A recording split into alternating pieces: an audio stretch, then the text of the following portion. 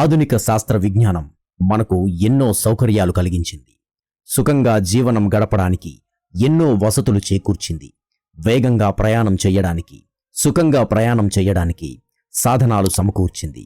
ఇన్ని సుఖాలు, భోగ భాగ్యాలు ఉన్న మానవుడు నిరంతరం ఏదో వెలితితో బాధపడుతున్నారు. ఉన్నది చాలదు, ఈ సుఖం కాదు, ఇంకా ఏదో కావాలి అనే మోహంలో పడుతున్నాడు. తన మనస్సు అల్లకల్లోలం చేసుకుంటున్నాడు. ఈ రోజుల్లో ఎంతో ధనం, హోదా, భోగ భాగ్యాలు ఉన్న మానసిక శాంతి లేక, ప్రశాంతత లేక ఎంతో మంది బాధపడుతున్నారు. దానికి కారణం వారి అవిద్య. ఈ అవిద్య పోవాలంటే ఉపనిషత్తుల సారమైన భగవద్గీతను అధ్యయనం చేయడం ఒకటే మార్గం, మరొక మార్గం లేదు. ఈ లోకంలో కేవలం కర్మయోగులు, జ్ఞానయోగులు, భక్తిని నమ్ముకున్నవారు, యోగ మార్గాన్ని అవలంబించిన వారు ఎంతో మంది ఉన్నారు. వారందరూ తాము అనుసరించే మార్గం మాత్రమే మంచిది అని, గొప్పది అని, మిగిలిన మార్గాలు చెడ్డవి, అనుసరించరానివి అని వాదిస్తుంటారు. వారి వారి వాదాలకు బలం చేకూర్చడానికి ఎన్నో ప్రమాణాలు చూపిస్తుంటారు. కానీ భగవద్గీతలో అన్ని మార్గాలను సమన్వయం చేసి ఆ మార్గాలన్నీ మంచివే, ఏ మార్గం అనుసరించినా పరమాత్మను చేరుకోవడమే అంతిమ లక్ష్యమని నిరూపించాడు పరమాత్మ. గీతను కేవలం అధ్యయనం చేయడమే కాదు, దానిని ఆచరించాలి అని అందరూ తెలుసుకోవాలి. చిత్తములో రజోగుణం, తమోగుణం పేరుకొనిపోయి ఉంటే ఎన్ని పూజలు, వ్రతాలు, యజ్ఞయాగాలు చేసినా ప్రయోజనం లేదు. ముందు చిత్తములోని రజో, తమో గుణములను నాశనం చేసి సత్వగుణ ప్రదానం చేసుకోవాలి. తరువాత దాన్ని కూడా వదిలిపెట్టి పరమాత్మ తత్వము అయిన నిర్గుణత్వాన్ని అలవర్చుకోవాలి అని బోధిస్తుంది గీత. కేవలము భగవంతుని మీద భక్తి ఉంటే చాలదు. సాటి మానవుల మీద, సాటి ప్రాణుల మీద జాలి, దయ, కరుణ కలిగి ఉండాలి అని బోధిస్తుంది గీత. అన్ని ప్రాణులలో పరమాత్మ ఆత్మస్వరూపుడుగా ఉన్నాడు. సాటి మానవులను ద్వేషిస్తే, సాటి ప్రాణులను హింసిస్తే అది పరమాత్మను ద్వేషించినట్టు, హింసించినట్టు అవుతుందని నొక్కి చెప్పింది గీత. మనస్సును ఎల్లప్పుడూ నిర్మలంగా ఉంచుకోవాలి. అప్పుడే లోపల ఉన్న ఆత్మ సాక్షాత్కారం అవుతుందని గీతా బోధ. ద్వంద్వముల యందు సమాన దృష్టి కలిగి ఉండాలి. సుఖ దుఃఖములను, జయాపజయములను, లాభ నష్టములను సమంగా చూడగలిగి ఉండాలి.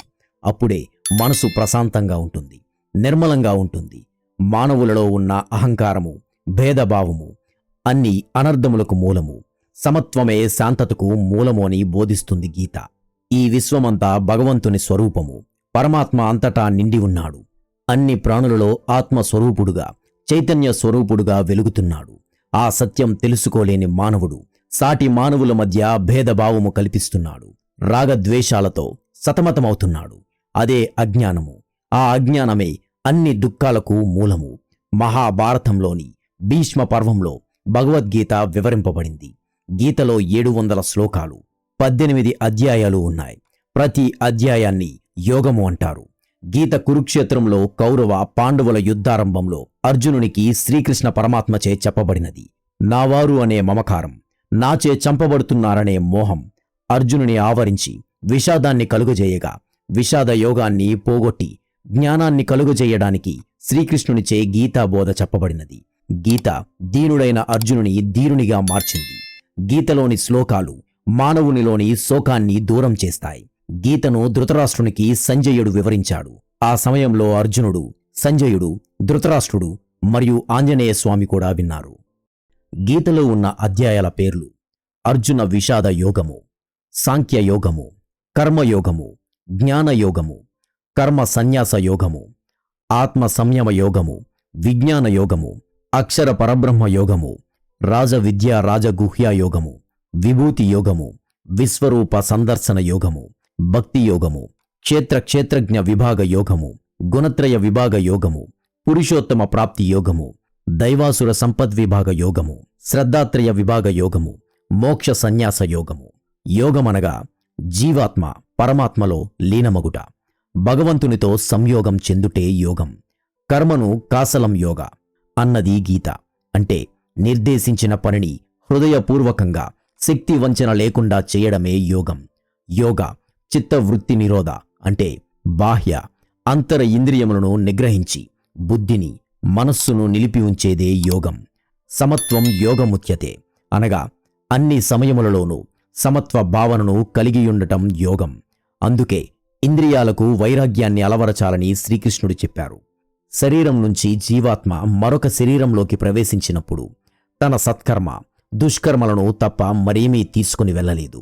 వాయువు ఏ విధంగా ఒక ప్రదేశంలోని దుర్గంధాన్ని సుగంధాన్ని తీసుకుని వేరొక ప్రదేశానికి వెళ్తుందో, అదేవిధంగా ఆత్మ కర్మ ఫలాన్ని తప్ప మరేది ఈ ప్రపంచం నుండి గాని తన గృహం నుండి గాని తీసుకుని వెళ్ళలేదు.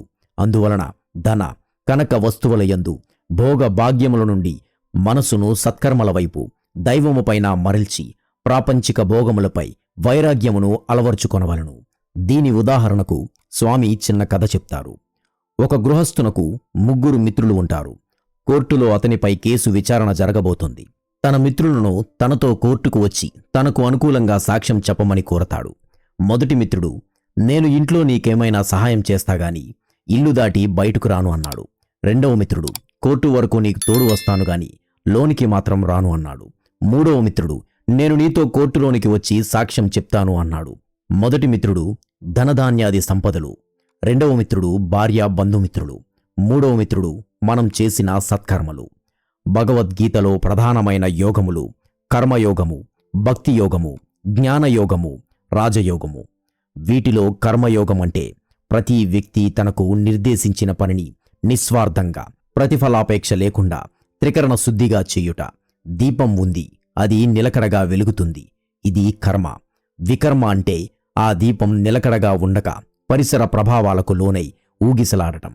ఇకపోతే అకర్మ, నిలకడగా ఉన్నా లేకపోయినా జ్యోతి నుండి మనం పొందే వెలుగే అకర్మ. ఇదే ఆత్మ లక్షణం. కర్మలాచరించుటకు మాత్రమే స్వాతంత్ర్యము కలదు, కాని ఆ కర్మల వల్ల లభించే ఫలములందు నీకేమియూ జోక్యము లేదు.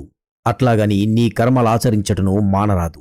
పనిచేయుటయే నీ ధర్మం, ఫలము ఈశ్వరాధీనము. ఫలాపేక్ష లేనివాడవై కర్తవ్యాన్ని ఆచరించాలి. ఇక భక్తి యోగం అంటే భగవంతునితో తనను తాను నిశ్చల అనన్య భక్తితో అనుసంధానం చేసుకోవడమే. స్వలాభాపేక్ష భగవంతుని ప్రార్థించకుండా నిశ్చల నిర్మల మనస్సుతో భగవంతుణ్ణి సేవిస్తూ మనస వాచ కర్మన భగవంతునికి తనను తాను అర్పణ చేసుకోవడమే భక్తి యోగము. నిజమైన భక్తుడు సర్వ ప్రాణులయందు సమత్వం కలిగి ఉండటం, మిత్రత్వము, దయార్ధ హృదయము, అహంకార రహితము, సుఖదుఖాలయందు ఒకే విధంగా ప్రవర్తించడమనే లక్షణాలను కలిగి ఉంటాడు. అంతేకాకుండా సహనశీలత్వం, సర్వదా అసంతృప్తి లేకుండా తృప్తుడై ఉండటం కూడా నిజమైన భక్తుని గుణాలు. అనేకత్వంలోంచి ఏకత్వాన్ని దర్శించి దివ్యత్వాన్ని తెలుసుకునివాడే నిజమైన భక్తుడు.